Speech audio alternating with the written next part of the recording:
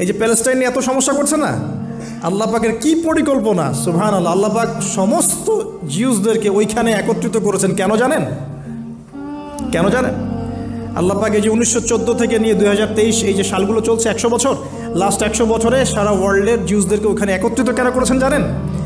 যেইভাবে আল্লাহ পাক ফেরাউনের দলবলকে লোহিত সাগরে ডুবিয়ে দিয়েছেন, ওইভাবে আল্লাহ পাক প্যালেস্টাইনিদের সবাইকে ডুবাবে ইনশাআল্লাহ। এটাও আল্লাহ পাকের একটা বড় পরিকল্পনা। এটা ওরা বুঝতে পারছে না, কিন্তু সময় সাক্ষী দেবে ইনশাআল্লাহ। দেখে নিন, আমরা 100% হলফ করে বলতে পারি এটা হবেই ইনশাআল্লাহ। এই কারণেই লাস্ট এই যে অটোম্যানদের ডিফিটের পর থেকে নিয়ে 1970 থেকে নিয়ে যে first world war, second world war করতে করতে সব জায়গা থেকে জিউসরাকে একত্রিত করেছে এখানে, বিকজ অফ লাস্ট একটা সর্বশেষ একটা ম্যাসাকার আল্লাহ পাক করবেন এদেরকে ইনশাআল্লাহ। কার হাতে? ঈসা আলাইহিস সালামের হাতে। আমাদের উম্মতের মধ্যে কে নেতৃত্ব দিবেন? ইমামুল মাহদি, যার নাম হবেন মুহাম্মদ। তার নাম কি? মুহাম্মদ। তার বাবার নাম আব্দুল্লাহ, তার মায়ের নাম হবে আমিনা। তো এটাও ক্লোজিং টাইম। এখন আসুন, তো আল্লাহ পাকের কি পরিকল্পনা।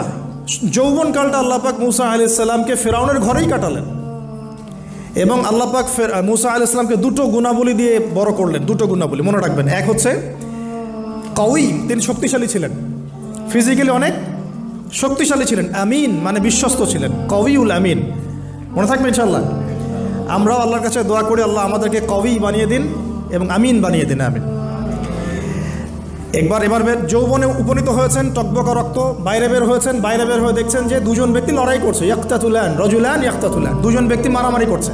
একজন মিন শিয়াতি, তার বনু ইসরাইল কওমের মধ্যে, আরেকজন হচ্ছে আদুবি, তার শত্রুর মধ্যে। তো মুসা আলাইহিস সালাম গিয়ে সাহায্য করতে চাইলেন তার কম। আমরা বলি না দেশি ভাই সাপোর্ট দিই, তাই না?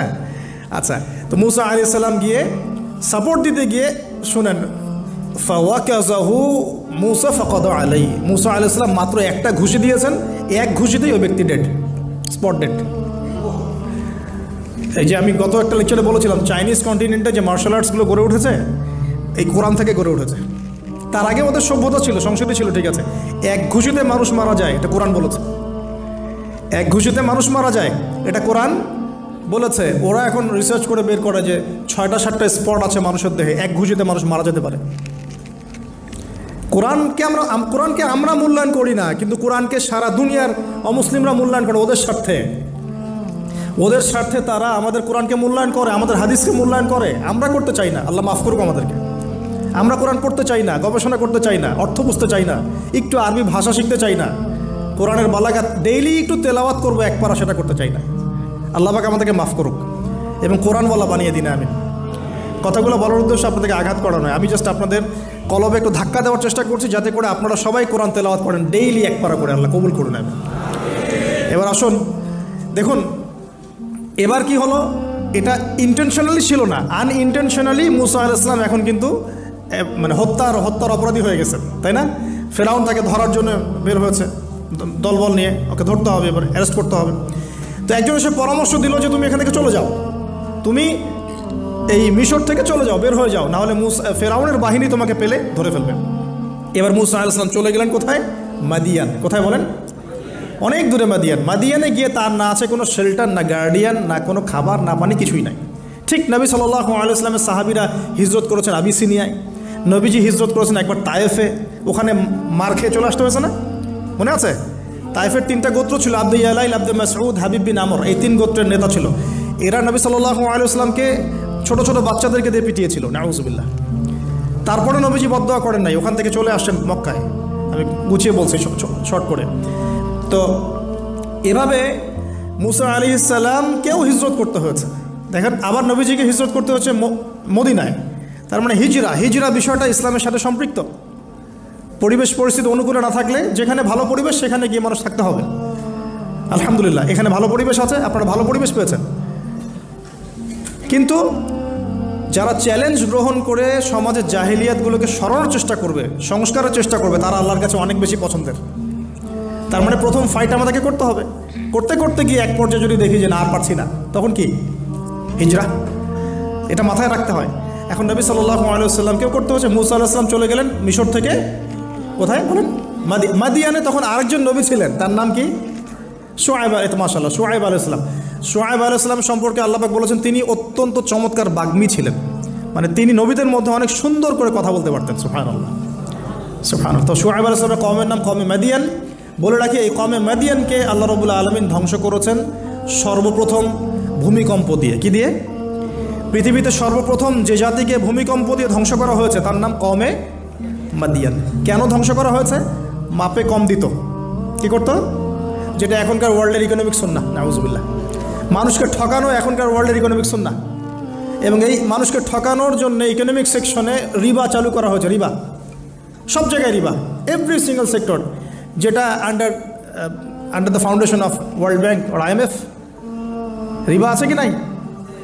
আর আমরা তো রিবাটাকে এখন মনেও করি না যে মায়ের সাথে জেনা করছি, মায়ের সাথে জেনা করছি।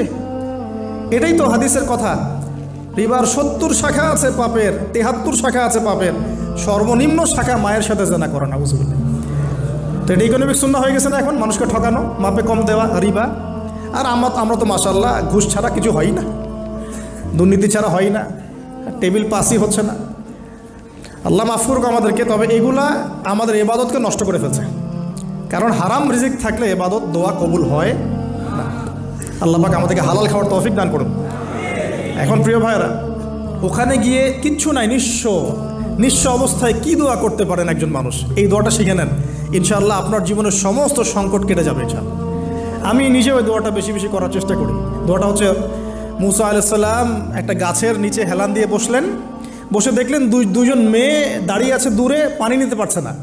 লোকজন পানি নিয়ে যাচ্ছে, ওরা দাঁড়িয়ে আছে বেচারি। তো মুসা আলাইহিস সালাম গিয়ে বললেন, কি সমস্যা আপনাদের? এটা নিয়ে আপনারা আবার মেয়েদের সাথে কথা বলার চেষ্টা করেন না, ঠিক আছে? তো মাহারাম গায়রা মাহারাম মেনে চলে।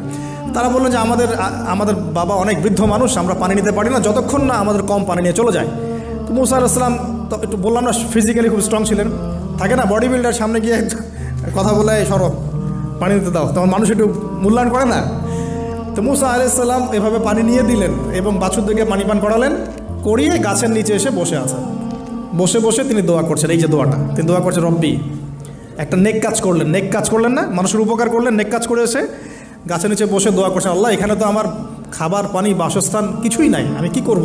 রব্বি ইন্নি লিমা আনজালতা ইলাইয়া মিন খায়রিন ফকির। রব্বি ইন্নি লিমা আনজালতা ইলাইয়া মিন খায়রিন ফকির। আবার বলেন, রব্বি ইন্নি লিমা আনজালতা ইলাইয়া মিন খায়রিন ফকির। অর্থ হচ্ছে, হে আল্লাহ, তুমি তোমার পক্ষ থেকে আমার উপরে যে নেয়ামতগুলো দিবে, আমি এর জন্য ফকির হয়ে বসে আছি আল্লাহ। অর্থ বুঝে পড়বেন ভাই, নামাজ রোজা হজ জাকাত যাই করেন আল্লাহর ওয়াস্তে অর্থ বুঝে পড়বেন। অর্থ বুঝে পড়লে আপনার ইবাদতের স্বাদ পাবেন, তৃপ্তি পাবেন, আল্লাহর সাথে কানেকশন হবে, আল্লাহর নূর পাবেন, মাআরিফত পাবেন, সত্য স্বপ্নও দেখবেন তখন ইনশাআল্লাহ। তখন শুয়ে শুয়ে সত্য স্বপ্নও দেখবেন ইনশাআল্লাহ। আল্লাহ পাক তৌফিক দান করুন।